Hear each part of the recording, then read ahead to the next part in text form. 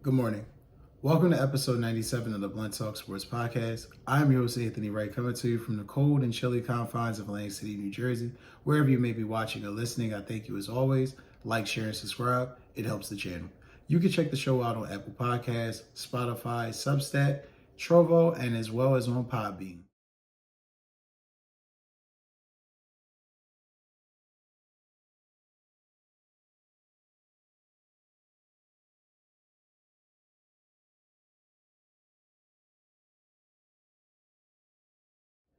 Hopping into this episode, guys, this will be the Week 14 and Week 15 recaps of college football. I wanted to kind of condense the episodes because I only watched like a couple of the games of importance over the college football weekend. And with all the games being smattered around now with bowl games and the playoffs, college football playoff selection coming out middle of the day today. So a lot of big news and things to touch on. So hopping right into it, guys. Georgia. I'm going to detail Georgia from the Georgia Tech game all the way to the SEC Championship game, which they won last night. First things first, Georgia versus Georgia Tech. Amazing 8 overtime classic. I feel bad for Haynes King, the Georgia Tech quarterback. He would, no pun intended, he would have been the king had he not fumbled. I mean, late in that overtime period, man, he did everything he was supposed to throughout that game for that team to win. Like I said, played his ass off, and unfortunately it cost him. He was 26 of 36, 303 yards, 2 touchdowns. I mean, again, they tried everything they possibly could. The rushing attack was there. I mean, they had 47 carries for 260 yards. Rushing attack was there for him, but it just wasn't enough, so it definitely fell for him. Georgia, though they're not as dominant as past years, they are truly a threat to win it all. You know, whether it was pulling it out 44-42 against Georgia Tech or eking a victory out against the Texas Longhorns in the SEC title game, they are going to be a fucking threat to contend with. Make no mistake about it. Between the coach and the swagger that they have, they just don't have a we can't win or let's just die and give up attitude. They don't have it. They don't quit. So got to give Georgia credit for that. But I want to definitely make sure I give Georgia Tech credit in this. For not just this game, but just the season they had. Killed my Seminoles early in the year. They were 7-5, so they didn't have a great regular season record, but they beat a lot of big teams and played a lot of big teams tough. So definitely want to give them credit for that. Like I said, towards the end, I'll touch on the SEC title game, but definitely want to give Georgia Tech a lot of props. They really almost did the unthinkable and just wasn't enough. Getting into this next episode, or next segment, I should say. This one I really loved. This was really fun for me to watch. Michigan versus Ohio State. You know, everybody and their mom had money on Ohio State to win big. Ohio State, you know, kind of got suckered into a physical, a fist fight. The only way that really Ohio State could lose the game and Michigan could win, Michigan suckered them right into it, and it cost them. And it cost them. I mean, it's badly enough to the point where not only are we sitting here saying, like, wow, that was dumb. Like, you had way better skill position players and talent. Why didn't you utilize those guys? And it is perplexing, to say the least. I mean, Ryan Day definitely, the calls for his job is not uncalled for, I would say. It was definitely a very shitty game plan and shitty way to run an attack against a Michigan team who, let's just be honest, can't throw the fucking football. I mean, Davis Warren had 16 passing attempts and had 9 completions for 62 yards and 2 interceptions. That's what you lost to. That's what you lost to if you're Ohio State. Will Howard, their quarterback, didn't play any better. He was 19 of 33, 175 yards, 2 picks, 1 touchdown. It was a tight, old school defensive Big Ten, football game. I love it. Whenever these two teams meet up, they're usually evenly matched. So it was definitely great to see that. Ohio State's offense and special teams failed this team. Again, another big game, not a shock, for me at least, but for them it was. Rushing attack was non-existent, 26 carries, 77 yards. Couldn't really run the ball that well. And I touched on Will Howard being just completely mediocre. I mean, they did everything. That defense did everything they could to keep them in the game, and the offense did everything possible to lose it. So credit to Michigan for suckering Ryan Day and that and Chip Kelly into doing exactly what you wanted them to do, which is try to prove you're tough and you're not.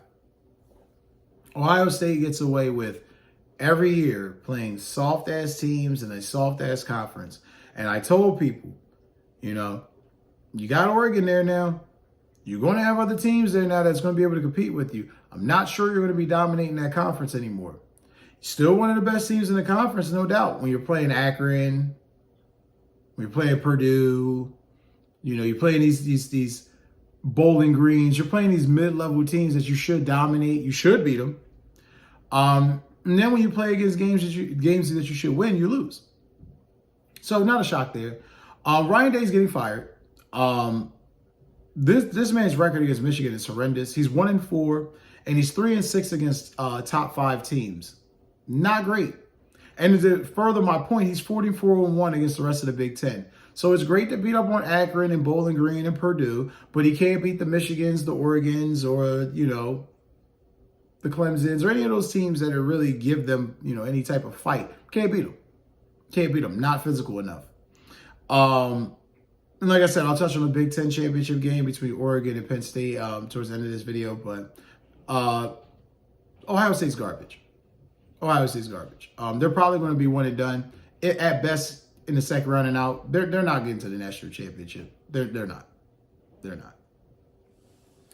And last but not least, I want to touch on something that is near and dear to my heart. It was a thorough ass whooping of like epic proportions, but I would be a hater or I'd be, you know, fraudulent to not bring it up. So I want to talk about the Seminoles and Gators. And let's just say, for a lack of better words, this game was over quickly.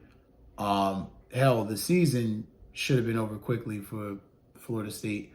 Walking atrocity this year, just been a dumpster fire. They're not going to be able to fire Mike Norvell because of that contract. I do believe he has the 3rd highest buyout in the country. So there goes that. Not really enthused. I mean, I'm happy about the recruiting classes coming in. I'm pretty sure they'll be able to rectify most of this. However, it's bad. It's bad. I mean, to end 2-10 after you were 13-1 a year prior, and again, I get it. You had a lot of talent that left you. A lot of talent that left you. But this is shitty. This was shitty. There's no way in hell you can sit there and tell me with a straight face that you were confident, you know, after they lost to Georgia Tech, that this team was able to be able to put it together. They haven't. They haven't. The Gators just, like I said, they dog walked my Seminoles 31-11. Florida, I want to give credit to because after the rough start that they had to start this year, they finally put it together. Billy Napier, in my opinion, saved his job. He did everything he was supposed to put this team in position, so credit to him. It propels them in the top 25 college football power index. Not sure if they'll probably get a decent bowl game. They probably won't, you know, get to the playoffs, obviously, because of the losses they had. But, you know, it's one of those things where, honestly, it was disheartening watching it. Like I said, as a Seminoles fan, it was just horrific. Again, Mike Norvell, you're going to dodge a bullet this year. You're going to dodge a bullet this year, but you definitely better have this team ready next year. 3rd highest buyout in the country, so they're not firing him this year, as I previously reiterated. But hopefully the incoming talent improves this roster. I mean, 2-10, and to get embarrassed the way you did, I mean, the highest reception you had was to Toa Philly for 39 yards. I mean, it's not good. Not good football in the least bit. But hopping into the championship games from this past week, week 15, definitely was exciting to see. Definitely was some exciting games to see. First, we'll touch on the SEC championship game, which was Georgia versus Texas. Georgia was able to pull it out 22-19 in a late overtime touchdown by Trevor Etienne. There's a lot that I can really surmise this game with, but I'm going to be brief. Steve Sarkisian calls his team this game. He coached scared. You're bitching about calls to the announcer at, halftime. Not a good look. Quinn Ewers, and I want to make sure I'm careful with what I say. Quinn Ewers, though I know he was a starting quarterback throughout the year and he's played well for you, you need to really start considering Arch Manning being the quarterback going forward, because this guy, whether it was loyalty because he was a senior or loyalty, and I get it, maybe Arch Manning wasn't necessarily ready yet to take on the mantle, but if you're fucking throwing him in on trick plays and gadget plays, damn it, get him the ball. Let him run the offense. Quentin Ewers wasn't horrible. 27 to 46, 358 yards. He was throwing the ball all over the Georgia defense. However, them turnovers were costly. I mean, just costly turnovers. Had the game in hand a couple of times and just blew it. Georgia was there to be beaten, and Texas just let it slip out of their hands. So you got to credit. I really put this loss on Steve Sarkisian. Like I said, he didn't do what I felt he should have done to really, take it to Georgia. But, when you coach scared and you're bitching about play calls, this is what happens. And I'm not even saying that he may have been wrong about all of that, but it was just very weird how frustrated he was. And to hear him talk to Holly Rowe at halftime and to say, they're not calling him for them. And it's like, this game is still winnable. Why the fuck are we even worried about a holding calls they ain't calling? Like, let's just do what we need to do. You were moving the ball easily against Georgia. Why didn't you score? So he's got to wear that one. Next was the Big Ten championship game. This was won by Oregon, 45 to 37. I got to give Penn State credit because Penn State definitely did everything they could to try to stay in it. I mean, they really did. I mean, it was really the second quarter and fourth quarter was really the points where they tried to kick up offensively. But, ultimately, Jordan James has just been on another level this year. Dylan Gabriel as well. This Oregon team is the number one team in the country for a reason. Dan Lanning is not playing with people. He said we're coming for everything that we're owed. And 13-0, clearly the number one team in college football. They got the first round bye that they secured. Like I said, the score makes it a little bit closer than what it was. It was a late rally really from the Penn State because this game was ultimately won by the second quarter. Oregon came out with a plan of attack, and I mean, it was 28-10 at one point. It was like, like I said, Dylan Gabriel, 32, 283 yards, 4 touchdowns. Drew Aller from Penn State, I want to give him props too. He was 20 of 39, 226, 3 touchdowns, but the 2 interceptions, that's going to pretty much do it for you guys. Rushing attack-wise, they did everything they could. I mean, between Katron Allen and Nicholas Singleton, and they both had over 100 yards rushing, so that was great. If you're Oregon, that's definitely something you have to keep in mind on as you play better teams going into the playoffs. Teams can run the ball on you. Something to think about. 34 carries for 297 yards, 2 touchdowns collectively. And receiving-wise, wasn't bad either. 20 receptions, 226 total yards if you're Penn State. Oregon is just a fucking juggernaut. And once they get an early lead out on you, they suffocate you.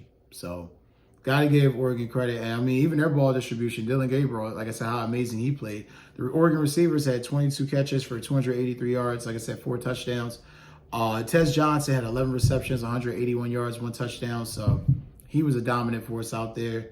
And both defenses were getting at the quarterbacks. I mean, it wasn't like, both guys didn't get, neither one got sacked. But there was definitely pressures there. Both fumbles didn't go anywhere. But like I said, Oregon's definitely shown that they're the best team in the country. I'm not sure, who they'll play after their first round bye, but they're definitely my favorite to definitely get to the national championship game. And last but not least, we're going to touch up on the ACC championship game. Clemson was able to pull out a thriller against SMU, 34-31. Late field goal, pretty much 56-yard field goal, walk-off, won it for them. Got to give SMU credit. SMU has had an outstanding season. They've been one of the best offensive teams in college football this year. they'll definitely still be in the playoffs. I hope that the committee doesn't knock them out because of this, because, Clemson was ranked lower than them. Either way, they were all within the top 25, so we'll see. But, yeah, I got to give Clemson credit. Clemson, to start the year, looked like shit. Looked like a team that wasn't going to get it together. And then, lo and behold, Dabo Swinney, Klubnik, and these guys, they started putting it together. They started putting it together, and they got on a run. They ended up 10-3. It's interesting because I think because they were the ACC champion, they'll definitely be in the playoff. It's interesting to see who they'll play in the first round because I'm not sure that they'll be long for the playoffs just because they are limited. The ACC is not the strongest conference, so you be that as it may, but they're probably going to get knocked out in the first round. Cade Klubnik was 24-41, 262 yards, 4 touchdowns. Kevin Jennings for SMU was outstanding, 31-50, 304 yards, 3 touchdowns, had a costly interception. The rushing attack was definitely there for SMU, 35 carries, 154 yards. Bashard Smith had 113 yards. He ran hard last night. I mean, like I said, he played a very good game. Rushing attack wasn't really there from Clemson, but they kind of, 64 yards rushing is not great, but you could tell it was more or less a collective effort. Receiving wise, that was really the difference. Both receiving corps played well. For Clemson, 24 receptions, 24 completions, 262 yards, 4 touchdowns. Bryant Wesco Jr. had 8 receptions, 143 yards, 2 touchdowns. So he definitely was showing out. And like I said, receiver wise for SMU, Roderick Daniels Jr., 8 receptions, 97 yards and a touchdown. Again, this was a real good game. SMU has been killing teams offensively. So for Clemson to pull this out, they just definitely deserve to win the ACC. As much as I hate to say that as a Seminoles fan, but great round of championship games. I have here posted for you the playoff matchups as it stands right now. When the playoff selection does, post and the committee reveals it, I'll do a short speaking about it. But that's ultimately, it for the season. Now we're just waiting for the bowl games and the playoffs. So it's been a great college football season. Even though the Seminoles sucked, it has been a great college football season and definitely great games. I'm very anxious to see how this playoff plays out. Yeah. And that's pretty much going to do it for this episode, guys. I thank you as always for watching. Again, like, share, and subscribe. Like I said, check out that short soon later today that I have posted speaking about the college football matchups going into round 1. And you guys take care. Enjoy your Sunday. Be safe and happy holidays.